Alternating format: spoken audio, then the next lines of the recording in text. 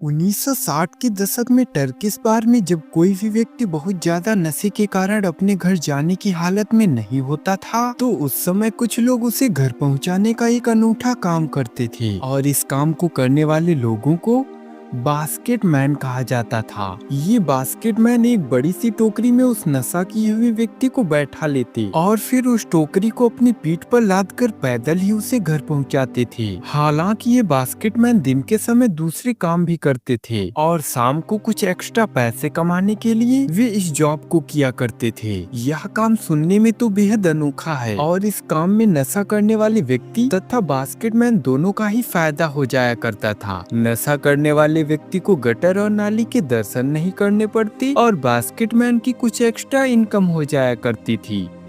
Mystify history TV के एक और नए वीडियो में आपका स्वागत है। इस वीडियो में आप इतिहास के साथ ऐसे ही बेहद अनोखे और हैरान कर देने वाले प्रोफेशंस के बारे में जानेंगे जिनके बारे में आपने इससे पहले तक शायद ही सुना होगा। तो वीडियो में अंत तक जरूर बने रहना।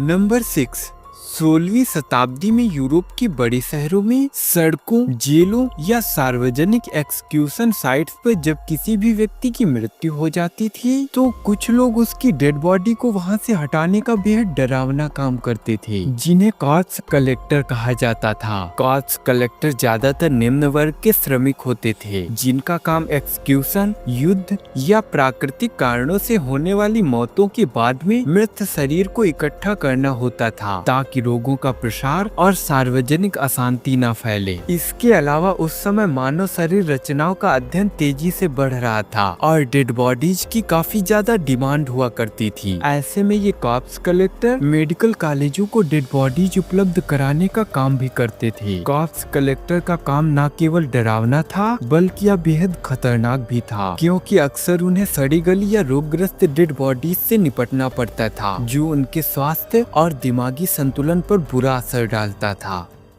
नंबर 5, मिडिल एजेस के दौरान यूरोप में किसानों को फसल तैयार होने के समय एक बड़ी समस्या का सामना करना पड़ता था और वह थी कौवे या अन्य पक्षी जो फसलों को बहुत ज्यादा नुकसान पहुंचाते थे। ऐसे में उस समय किसानों ने अपनी फसलों को बचाने के लिए एक तरीका निकाला। वे कुछ ऐसे लोगों को काम पर रखने लगी जो इन पक्षियों को खेतों से भगाने का काम करते थे और इस काम को करने वाले लोगों को ह्यूमन स्केयरक्रो कहा जाता था। इस काम को करने वाले लोगों को फटे पुराने कपड़े या चीथड़े पहनकर पूरे दिन खेतों में खड़ा होना पड़ता था ताकि पक्षी या अन्य जानवर उन्हें देखकर डर जाएं और वे फसलों से दूर रहें। इतना ही नहीं, कभी कभी ये लोग शोर मचाकर या हाथ हिलाकर जानवरों और पक्षियों को खेत से बाहर भगाते थे।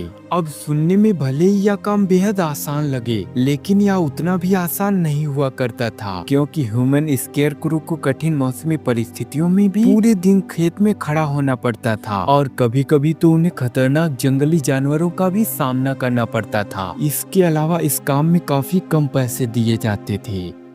नंबर 4, एंशिएंट ग्रीस, रोम और मेडिवल इरा के दौरान जब किसी भी व्यक्ति की मृत्यु हो जाती थी तो उसके परिवार के सदस्य कुछ ऐसे लोगों को हायर करते थे जो पैसे लेकर शोक मनाने का काम करते थे और इस काम को करने वाले लोगों को प्रोफेशनल मॉर्नर्स कहा जाता था। उस समय लोगों का ऐसा मानना था कि जितना ज्यादा शोक मनाया जाएगा उतनी ही शांति से मृतक की आत्मा परलोक में पहुंच जाएगी और उसे मृत्यु के बाद दूसरे जीवन में जाने में मदद मिलेगी। प्रोफेशनल मॉर्नर्स ज्यादातर महिलाएं हुआ करती थी, क्योंकि महिलाएं शोक मनाने, रोने और शोक गीत गाने में निपुण होती थी। इसके अलावा प्रोफेशनल मॉर्नर्स को ज्यादातर संपन्न परिवार के लोग ही हायर करते थे ताकि वे ये दिखा सकें कि मरने वाले व्यक्ति का जीवन कितना महत्वपूर्ण था। आपको जानकर हैरानी होगी कि यह प्रथा प्राचीन मिस्र, चीन, ग्रीस, रोम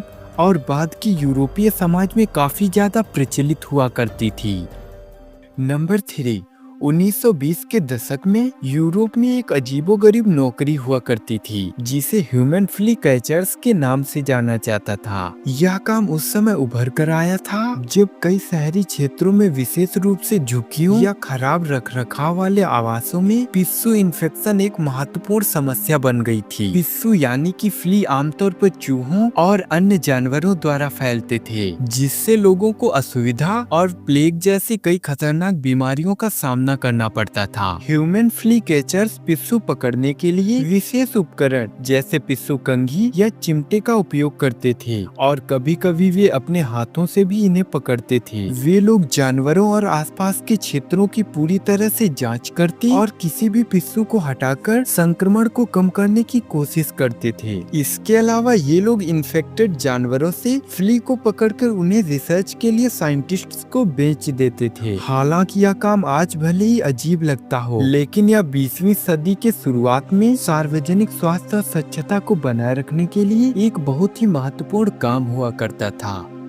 नंबर 2, 20वीं सदी के प्रारंभ में क्यूबा और संयुक्त राज्य अमेरिका के कुछ हिस्सों की फैक्ट्रियों में, खासकर सिगार बनाने वाली फैक्ट्रियों और अन्य कार्यस्थलों पर जहां श्रमिकों को कई घंटों तक उबाऊ काम करना पड़ता था, वहां कुछ लोग श्रमिकों को किताबें वगैरह पढ़कर सुनाने का काम करते थे, जिन्हें लेक्टर्स कहा जाता था। लेक्टर्स का काम श्रमिकों का मनोरंजन करना, सूचना प्रदान करना और शिक्षित करना होता था। ये किताबों, समाचार पत्रों या उपन्यासों को जोर जोर से पढ़ते थे। इसके अलावा लेक्टर दार्शनिक, सामाजिक या राजनीतिक बहसों के बारे में भी पढ़ते थे और वर्कर्स को उन पर चर्चा करने के लिए बाध्य करते थे ताकि वे मोटिवेट होकर अच्छे से काम करते रहें। हालांकि जैसे जैसे टेक्नोलॉजी में विकास हुआ, वैसे ही धीरे धीरे लेक्टर्स की भूमिका भी समाप्त हो गई।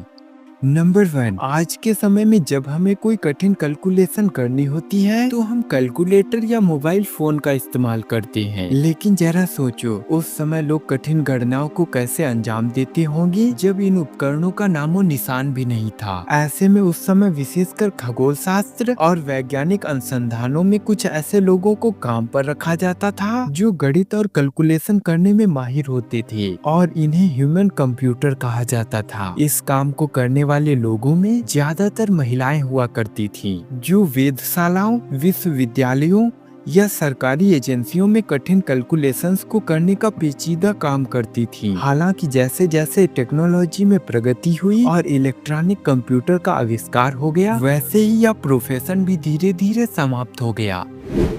दोस्तों, इस वीडियो के लिए बस इतना ही। वैसे इन एंशिएंट प्रोफेशंस के बारे में आपके क्या विचार हैं, हमें कमेंट्स में जरूर बताइएगा। और बीजेर जॉब्स से रिलेटेड हम पहले भी कई वीडियोज बना चुके हैं, तो अगर आप इतिहास के कुछ ऐसे विचित्र और अनोखे प्रोफेशंस के बारे में जानना चाहते हैं तो आप हमारी इन वीडियोज को भी चेकआउट कर सकते हैं। मिलते हैं आपसे एक और नई वीडियो में। जय हिंद।